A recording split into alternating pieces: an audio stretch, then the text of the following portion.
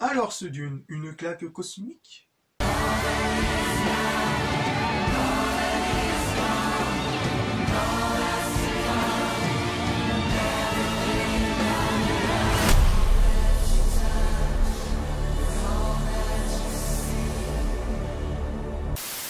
Bonsoir à tous et soyez bienvenus pour cette nouvelle vidéo critique non spoil sur le fameux, enfin même la nouvelle réadaptation de Dune du roman de Frank Herbert, si je dis bien, donc qui est réalisé par Denis Villeneuve. Donc un projet qui a eu pas mal d'essayages de réadaptation, donc faut savoir aussi que Dune n'est pas très facile à adapter. Demandez à David Lynch, qui lui n'a pas eu de chance sur le projet. Je vous laisserai voir la vidéo du fossoyeur de film qui lui expliquera beaucoup plus le bordel. Donc, que vaut cette nouvelle réadaptation de Dune qui cette fois-ci va se couper en deux parties. Donc on va voir la première partie et avec un peu de chance une seconde partie qui, j'espère, on verra le jour. Donc je n'ai pas lu le roman, je me suis fié uniquement à la version de David Lynch, voire même il y a eu plusieurs versions, mais grosso modo vous comprenez que je serai en tant que spectateur ayant vu les deux versions du premier film. Donc qu'est-ce que ça vaut? Bah tout simplement, franchement j'ai passé un très bon moment, franchement c'est un bon film qui envoie tout de même du très très lourd. Franchement ça a été maîtrisé, c'est très bien maîtrisé du bout à bout. Franchement on voit pas le temps passer, le film dure à peu près 2h30, franchement j'ai pas vu passer, le film prend vraiment son temps à raconter et à montrer son univers totalement oufissime. Donc l'histoire du film, donc ça se passe en l'an 191, dans laquelle où l'univers est dirigé par un empire galactique, et dans cet empire galactique il existe plusieurs familles de nobles.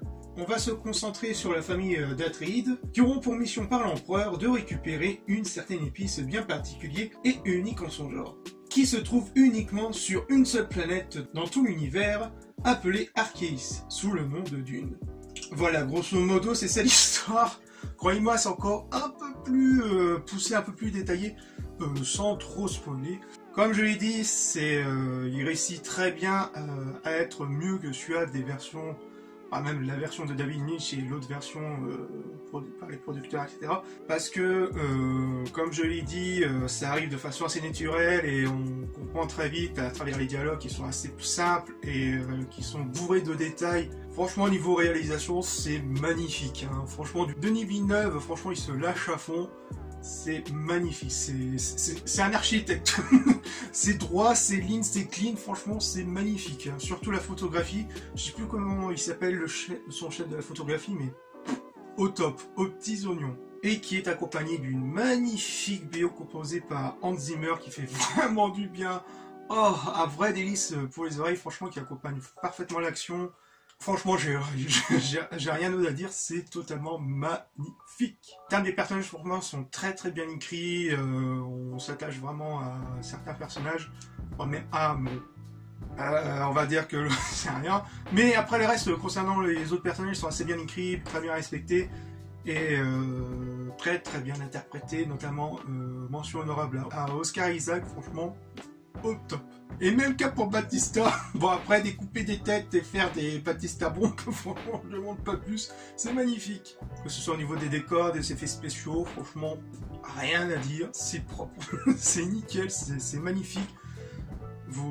Si vous avez vu les bandes annonces, franchement, notamment la scène dans le sable, etc., je pense que je vous mettrai une image ici quelque part, mais franchement, c'est magnifique. Bon, vous me direz, ouais, encore un film, encore chef-d'œuvre, sauf que il y a une couille, il y a quelque chose qui va me déranger un peu. Attention, je ne dis pas que l'histoire est tachée, hein. Bien au contraire, j'ai bien aimé une histoire qui, comme je l'ai dit, il impose vraiment son univers, etc., tout en prenant son temps et on passe vraiment un bon moment.